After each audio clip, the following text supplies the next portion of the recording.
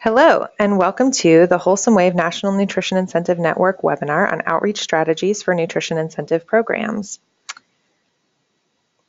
This webinar will provide Wholesome Wave National Nutrition Incentive Network members with an overview of conducting outreach for incentives at farmers markets. This webinar will be available for future reference and as a training for other staff or volunteers. You can forward this recording along to them via the website or once you receive the link. As a brief moment of disclosure, this is a re-record of the original webinar that was delivered on July 28th. We will be including all of the questions that were asked on that webinar. So before we get started on the training, we would like to give you an introduction and overview to the National Nutrition Incentive Network, of which you are now a part. In 2014, the incentive programs we partnered with reached over 50,000 consumers, 5,600 farmers, and leveraged $3.3 million in incentives and federal benefits. In 2015, we are in 32 states, working with 79 network members that represent 588 direct-to-consumer markets, including farmers markets, CSAs, and mobile markets. We're extremely proud and excited to bring together this inspiring group of practitioners and to help increase capacity within our network to reach even more consumers and farmers in the future. We are always updating these numbers, so check back to our website to find out who's getting added.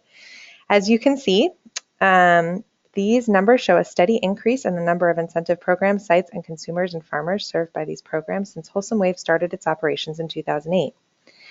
With this rapid expansion, we've recognized a need to build the capacity of incentive program operators as they move from the very beginning, stage 1 of starting programs, through growing their programs to serve more customers in what we call stage 2, and then as these higher capacity programs link together and expand into statewide networks in stage 3, and finally, once fully formed regional and statewide networks look to start engaging in innovation, research, and advocacy to make the case for incentive programs with policymakers at the national level.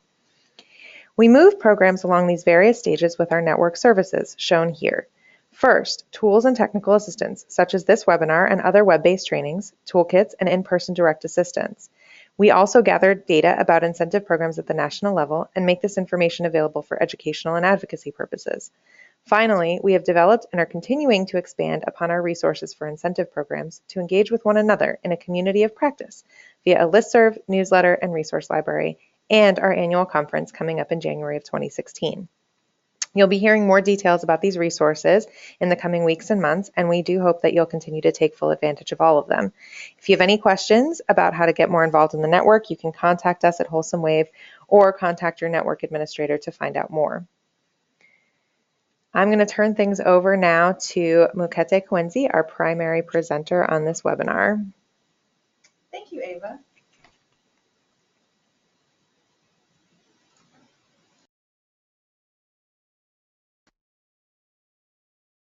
Thank you, Ava.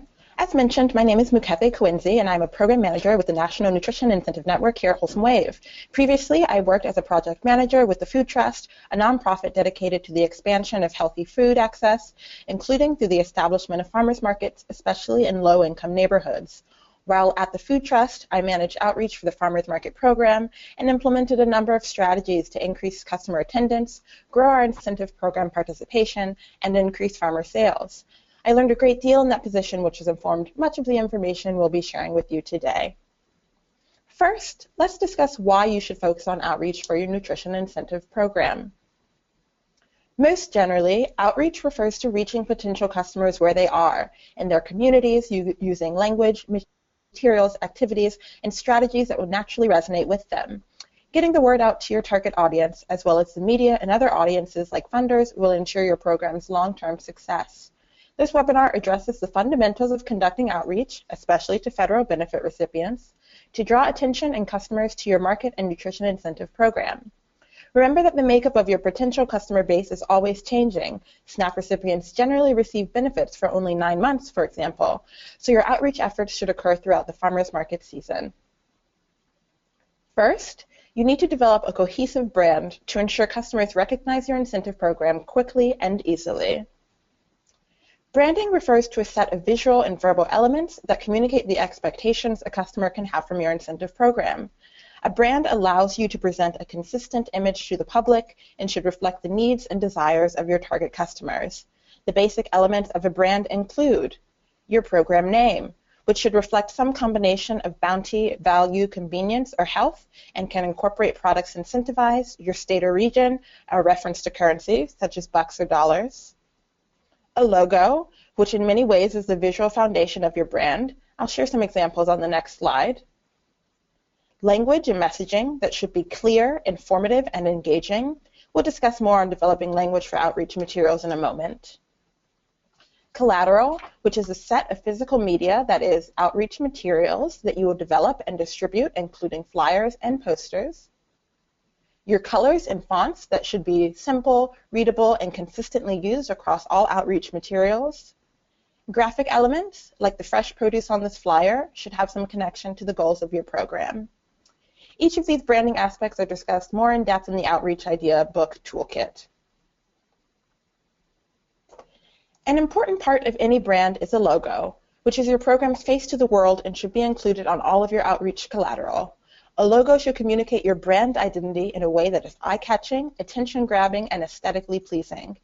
These examples from the field are each effective in different ways. Some highlight produce, others the state where the program operates. As you build your brand, make decisions about what aspects of your program or geographic region you'd like to lift up. If you lack the resources to hire a professional graphic designer, consider working with local university students or hosting a design contest in the community. Here are some best practices for developing a brand and logo. For branding, stick to one set of colors and fonts for outreach materials for consistency across your collateral. Make sure to compile and share branding conventions with all staff so that any new resources fit into the suite you have already created. You may also want to consider using an outside agency for the development of a full suite of materials. While it can be relatively pricey to do so, it ensures a level of professionalism and consistency that will add legitimacy and reflect well on your program. And for logos, you should work to develop a logo that is simple, memorable, and versatile, as it will be used in a number of different contexts and on a number of different materials. Ensure that your logo can be used at multiple sizes and is clear and readable in black and white. Finally, make sure to include your logo on all of your outreach materials to spread your brand recognition as far as possible. Having clear and aesthetically pleasing communications materials on hand will ensure that you reach as wide an audience as possible. You'll want to make flyers, posters, and other outreach collateral to promote your program to a number of audiences. You'll find that different types of outreach materials are appropriate for different audiences and activities. Flyers are the most basic way to promote your program and should be the outreach material you distribute most widely. Your flyers should contain as much information about your incentive program as possible and be distributed at market, at community events, and given in large number to your community partners.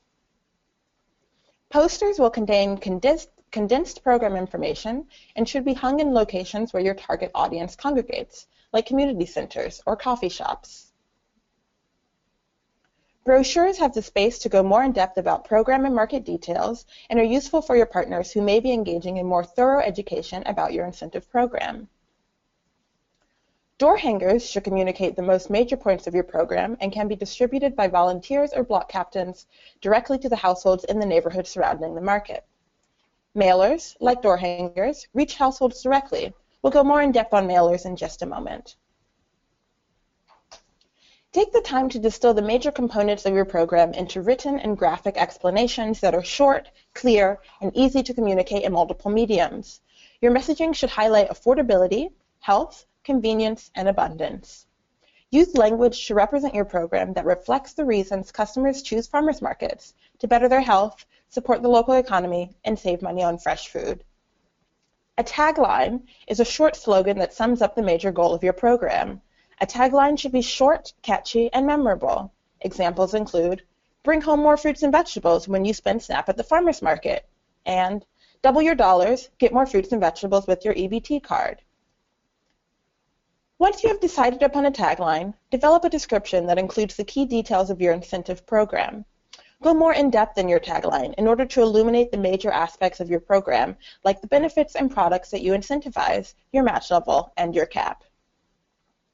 As you create collateral, remember to include language that clearly and succinctly communicates details of your organization, your market and incentive program, your market locations, and your market days and times. This is the essential information that should be included in all of your outreach materials. Another piece of outreach material you should consider developing is a step-by-step guide to using your incentive program. Such a guide can help customers feel less intimidated about approaching your program and streamline program explanations for market managers and anyone else speaking about your program. Once developed, this visual and verbal aid can be used on multiple types of marketing material. Step-by-steps should briefly describe 1. Where to redeem federal nutrition benefits and receive incentives. 2. How to earn incentives with an initial spend of federal nutrition benefits. 3. Distribution of incentives from market to customer. And 4. An encouragement to shop using the incentive. These examples show how different programs adapt these steps to reflect the specific operations of their program. Remember to develop materials that resonate with your potential incentive program customers. Community Food Works in Washington, D.C., for example, used Farmers Market Promotion Program funds to develop new outreach collateral specifically for SNAP and WIC populations. The organization began a new set of outreach presentations at local WIC clinics, which were made more effective with the use of these new materials that spoke directly to their target audience. On that note, let's briefly touch base on the distribution of your collateral. As mentioned, you should distribute outreach materials all season long through a number of community outlets, including senior centers, social service organizations, and local schools and churches. We'll discuss distribution of outreach materials through community partners more in depth later in the webinar. Another means of distribution you should consider is a direct mail campaign. Direct mail refers to sending marketing materials directly to a filtered set of households based on certain demographic factors. When planned and conducted properly, direct mailings are an incredibly effective means of directly reaching those already receiving federal nutrition benefits. Through sending a postcard or flyer to your target audience, you can promote your program precisely to those who would benefit from it most and propel new customers to market. You can work with your local state SNAP agency to create a targeted list of local residents who receive SNAP, though there are other ways to reach your target audience through direct mail. For example, the Palm Springs Cultural Center in California used a local school as a resource in order to conduct a mail campaign by using the school system's mailing list to send collateral regarding their incentive program directly to parents in 2 districts. Like most direct mailing efforts, their mailing resulted in new customers and increased participation in their nutrition incentive program. Here are some best practices for the development of outreach materials. Include information on your market times and locations on as many materials as space allows. If you have multiple markets, consider making outreach materials that are specific to a particular market or neighborhood. Include images of the benefits accepted and incentivized at your market. Since different communities refer to benefits with different names, such as SNAP versus EBT or checks versus vouchers, it is important to visually present the logos your customers are familiar with. If you incentivize SNAP, it is imperative that you include a clear, sizable image of your state SNAP card. Highlight additional forms of payment that your market accepts, like credit, debit, or gift cards, in addition to federal benefits. Point out nearby public transit lines or stops where applicable. Be sure to show appreciation for notable partners or funders by including their logos. Lastly, don't forget to include contact information. Not just your program website, but consider including a contact email and links to all of your active social media accounts. I'd like to pause for a moment to see if there are any questions thus far. Great, we do have one question. We have both English and Spanish-speaking clients, so our outreach efforts are bilingual. What are your thoughts on translating agency names on the brand?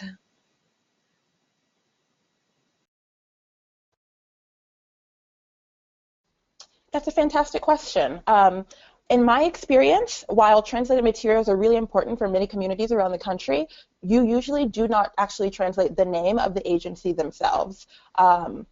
It seems to work just fine around the country, but usually introduce some sort of confusion. There are different sorts of translations that people can do. So to just keep the logo and the agency name intact seems to be the most streamlined and clear way to communicate through outreach materials.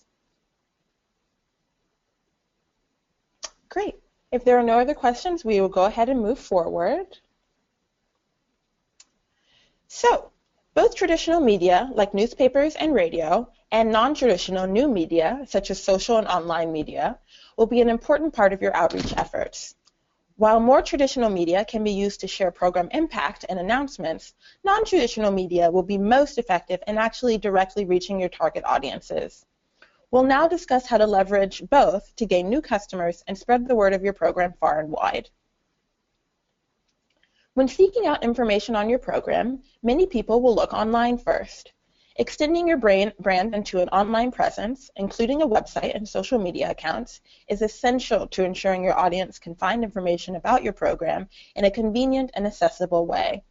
For most, your nutrition incentive program should have a website that customers, outreach partners, and others can use as a resource for learning more about your program and markets.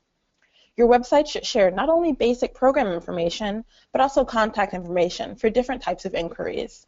Make sure to include information on market sites, any events, and where appropriate, images of outreach collateral. Here's another great example from Wholesome Wave, Georgia, of a program website that highlights their nutrition incentive program while also including market information, multiple forms of contact information, and social media links. Here are some best practices for program websites. Reflect your program branding in the website design, including using the colors, fonts, and logos that you have used on your outreach materials. Take the time to integrate market photos to add visual interest. Update your site throughout the season with events, notable happenings, or any changes to your markets or incentive program. Make sure to ensure that your website displays well on mobile. Many customers will seek out your information on a phone or tablet. Lastly, connect and link your social media accounts so that visitors have an easy way to keep up to date with your organization. Speaking of social media, tools such as Instagram, Twitter, and Facebook can be used for effective outreach while raising the visibility of your incentive program. Consider accounts on these platforms as a way to reach, and perhaps more significantly, directly engage with your target audience. Remember that Twitter, Facebook, and Instagram are each appropriate for different types of content. Based on the size of your audience on each platform and your goals, you'll make informed decisions on where your efforts will be most fitting and effective.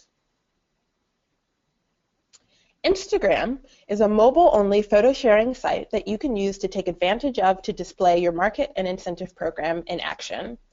This fantastic example from Fresh Farm Markets in Washington, D.C. uses a photo of EBT activity at the market information booth as a means of sharing information on the matching program and how it functions. As you post on Instagram, consider the following best practices. Consider posting images of your outreach collateral in addition to photographs. While pictures should be your focus for using the platform, other images are considered appropriate as well. Push to your Facebook and Twitter page for increased views and impact. Consider a photo contest, wherein customers are encouraged to tag your market in their photographs of purchases and meals made from market produce. Twitter is great for real-time conversations about the market. Maintain a hashtag for your farmers market and tweet during market hours to encourage discussions about the day's produce and activities, like the example tweets on this slide.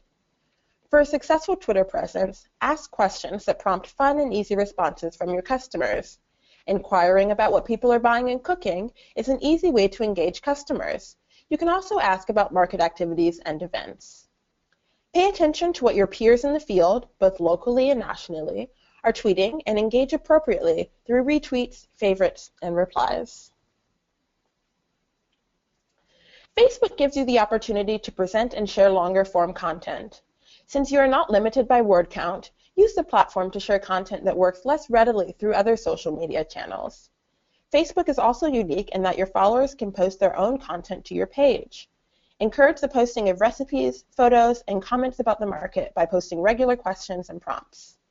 You might also consider sharing a small gift, like $10 in market currency or a tote bag, to the customer who gets your follower count to a certain threshold, like 1,000 likes. These additional examples from Fresh Farm Markets show additional ways that you can use Facebook to promote your market and incentive program. Vary your content by including posts on market information, customer highlights, and farmer profiles. As I mentioned earlier, Photo contests can be a great way to engage customers with your market and incentive program. To this end, North End Action Team in Connecticut leveraged social media to encourage incentive customers to purchase, cook, and photograph fresh food from their farmers market. They started and spread a hashtag for social media, bringing extra attention to their program and allowing them to evaluate the reach of their campaign. Customers were invited to post photos of their market purchases on Instagram alongside the established hashtag. Those who came to market and showed that they had posted a photograph and the related hashtag were given extra incentive dollars for fresh fruits and vegetables. As with any efforts that you undertake in line with your incentive program, make sure that you are monitoring all of your social media accounts regularly. As you launch social media campaigns, you should track data including number of followers, retweets, and hashtag mentions to determine which efforts deserve expansion and which are less effective. There are a number of metrics that you should be tracking in order to fully understand the impact your social media efforts are having. These include number and percentage change in follower counts or mentions, program website visits before and after particular efforts or campaigns, and number and percentage change of likes, favorites, and retweets. While social media is an important part of any outreach effort, you should engage with traditional media as well, such as newspapers, TV, and radio stations. Keep local press abreast of your program and market happenings through press releases and media alerts. They are used when you want to notify the press about a specific event, tell them about your program, or get the word out about your work to a wider audience that can be best reached through local media outlets. The two have different purposes and different forms. A press release describes an event in the style of a news article. Releases can be used to announce an ongoing program, to support a local issue, or to connect your market to a national news story or new research. Press releases are written in the format of an article meant for the public to read. A media alert is an invitation sent to reporters if you are having an event. Their audience is primarily reporters, so they can just contain bullet points that address the basics of who, what, when, where, and why. Templates for both press releases and media alerts are available in the appendix of Wholesome Wave's How to Run an Incentive Program Toolkit. Keep basic information and facts about your program specifically, and nutrition incentive programs more generally, to share with traditional media outlets. Use talking points, such as the examples listed here, to either make your outreach more compelling or to draw attention to the successes of your work. Additional talking points in these categories are included in the Growing Your Incentive Program Toolkit. As your program matures, you should look for support outside of your organization in order to aid your expansion. By building partnerships with varied organizations in your community, you will ensure that your program remains strong and sustainable. Before the beginning of your market season, assess your community for organizations and individuals who can support your program by spreading the word to your target audiences. These supporters are imperative to expanding the reach of your program and can help you determine effective outlets and messaging for outreach. Consider these partners your community champions. They have knowledge of and credibility in the community to disseminate your message. This slide from earlier in the webinar lists the different types of partners you'll target in your outreach efforts. You'll work with these partners in different ways depending on their capacity and the ways in which they'll reach and interact with your target audience. Always approach possible partners in the spirit of collaboration and try to determine ways to fit your outreach into partners' pre-existing programming. Major ways to integrate community partners into your outreach efforts include distributing your outreach collateral like flyers and posters. This could include leaving brochures in a lobby or having partners insert your flyers into their own marketing and outreach materials. Planning a market tour with the groups your partners work with, which could include the distribution of a small incentive for attending. Presenting at a meeting for community members to inform the neighborhood of your program and further distribute flyers or other collateral.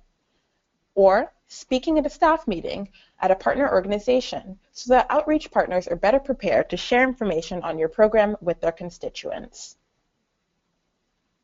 Let's go more in depth on how you might work with various partners based on organization type and how they work with their own audience. This chart outlines 3 major ways you can work with a given partner: through simply sharing your outreach materials, by offering a market tour to their constituents, which can be a valuable way to introduce new customers to the market and incentive program, or by directly presenting on your program to their constituents when they are aggregated in one place. Anti-hunger organizations are already working with your target audience and customarily maintain resource lists for their communities. Make sure your nutrition incentive program is listed as a means of buying affordable produce. These organizations often conduct SNAP outreach as well. Ask them to mention your program when screening community members for food stamps or other federal nutrition benefits. Community health promoters, usually associated with a local health clinic, specifically work to share health-related resources with low-income individuals. Encourage them to make a market visit with community members they work with, and consider leading the group on a market tour. Block captains and ward leaders are direct lines to community members and usually have the capacity to distribute information on your program door-to-door or at community events. Community development corporations often have programs for community members on budgeting or healthy eating. Try to schedule a short presentation for their attendees during one of these workshops. Food pantries are an important resource for low-income individuals, but often lack fresh produce. Ask if you can insert a flyer about your program into food boxes, or have a volunteer table with information on distribution days. Senior centers that distribute farmers market nutrition program checks are a great way to reach an audience that is already motivated to visit your market. Many senior centers arrange transportation for their residents, aim to arrange market visits throughout the season. Social service organizations may be able to distribute your materials directly to federal nutrition benefit recipients, or have opportunities for you to table and speak directly to your target audience.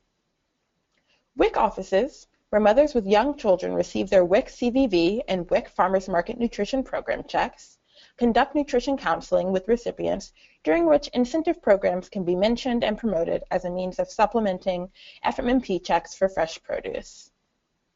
Lastly, neighborhood organizations have a vested interest in the success of their community farmers markets and are eager to help distribute materials, sponsor the market, or highlight your program at regular community meetings.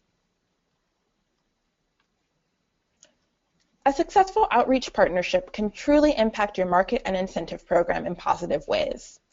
The Sustainable Economic Enterprise of Los Angeles in California worked with local WIC offices to distribute farmers market nutrition program vouchers directly at the market instead of at the clinics, as is usually done.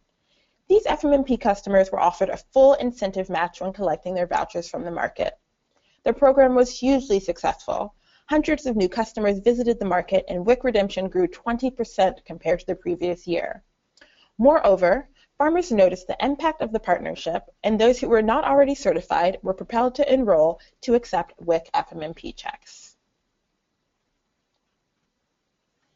The importance of preventative health care is well established, and providers at all levels, from community health workers to hospitals, from local clinics to insurance companies, recognize the positive impact of increased fruit and vegetable intake. As a result, such organizations are often eager to learn about and promote your program to their patients. As with any organization, seek out opportunities where you can naturally connect your program. Ways to work with healthcare providers include classes and workshops, such as diabetes management, obesity prevention, and physical activity at health clinics, attending local health fairs and events to distribute your materials and speak on your incentive program, or meeting with staff to train social workers and case managers at healthcare providers on distributing your outreach materials. Great partnerships can also happen through SNAP-Ed, which is the educational arm of the National Supplemental Nutrition Assistance Program, which aims to propel SNAP-eligible individuals with limited food budgets to make healthy food choices.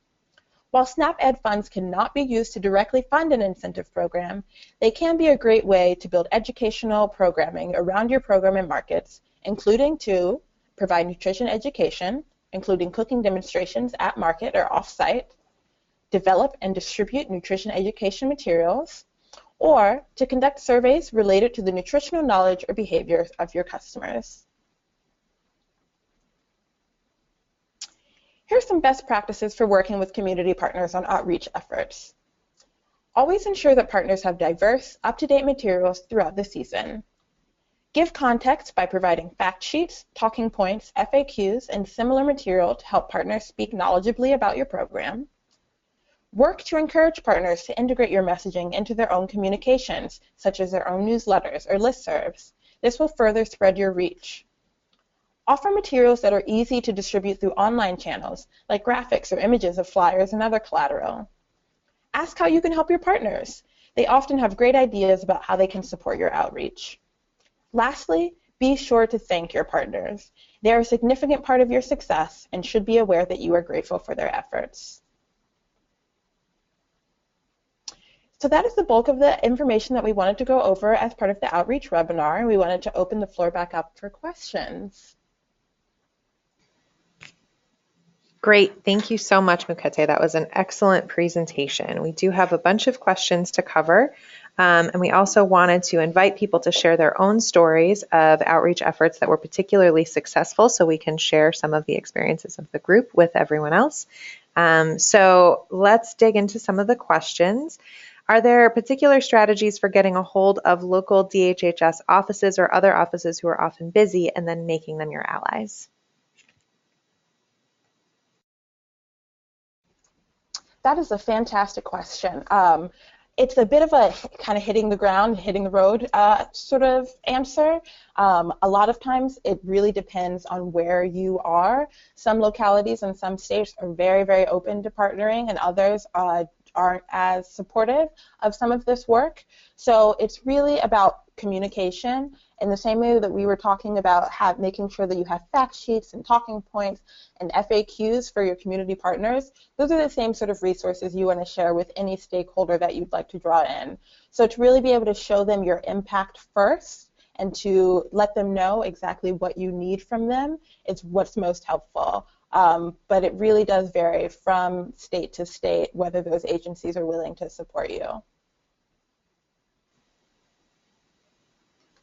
Great. That was an awesome answer. Next question. We have a question about direct mail campaigns and if there are issues of privacy when working with the SNAP office to mail directly to recipients. We do have a quick response to that from one of our attendees, which is always nice, and then Mukete can go into more depth about that. But there's the option to mail to, quote, resident to avoid privacy issues, and that allows mailings with social services lists. Correct, yes, that's a helpful bit of context. And what will usually happen when you work with a state SNAP agency on a mailer is that they won't actually give you the list directly. You will compile the material that you would like for them to mail out, handle all of the postage, and then they will address them themselves and send them out. So in most cases, you don't even ever see the households that they're going to. And on the off chance that they will share a list with you, it will not include any names. It will just have the addresses, but no names or other identifying information. But far more often than not, the agency itself does the mailing. Great, thanks. And this is a big question that I'm sure a lot of folks have. How do we fund the expenses of outreach? That's different from the direct incentive. It's often administrative. What's the best way to go about that?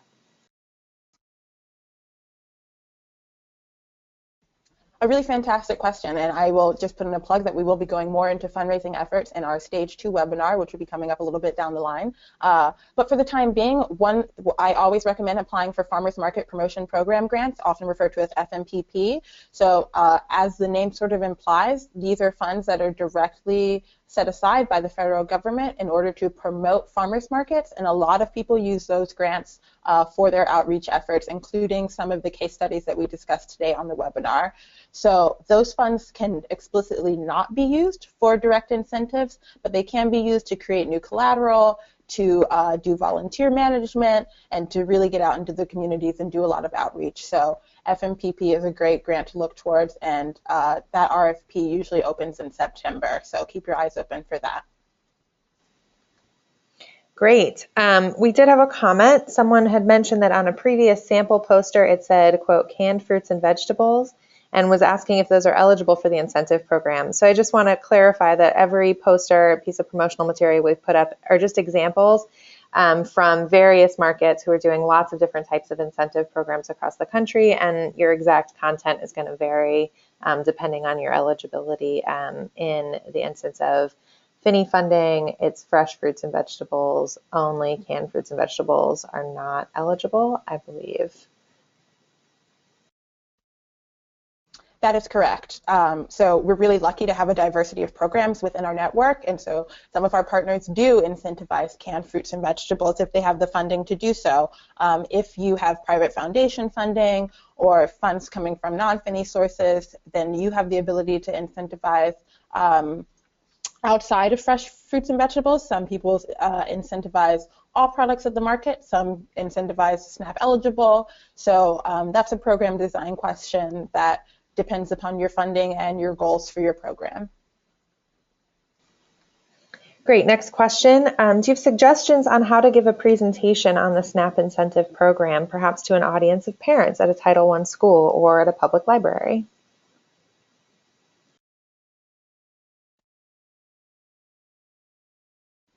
Sure. I think, again, creating all of that collateral that we discussed at the beginning is a really important piece, is that you want to be able to give people something to have in hand, especially that step-by-step guide, which is to say that when you are describing an incentive program to people for the first time, it can be very confusing. But if you do have an FAQ and a step-by-step guide, people are able to see sort of how simple the program is and feel a little bit more ready to approach the program. But in my experience, I've put together very quick, very easy PowerPoint presentations to do for parents or at schools, or for even staff people at the school. So yeah, just start with creating those great pieces of collateral, distribute them, and then use that as a basis to build a presentation around.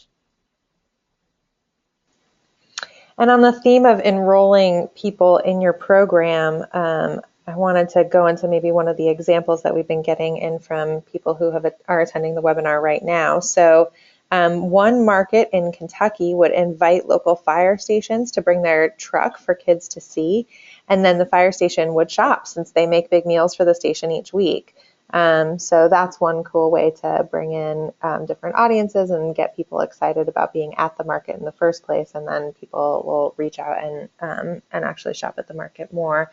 We have another example at the 61st Street Market, Link Up, Illinois. They hand out samples at the local DHS office, which is great. And I don't know if Mukete wants to go into any other examples like that.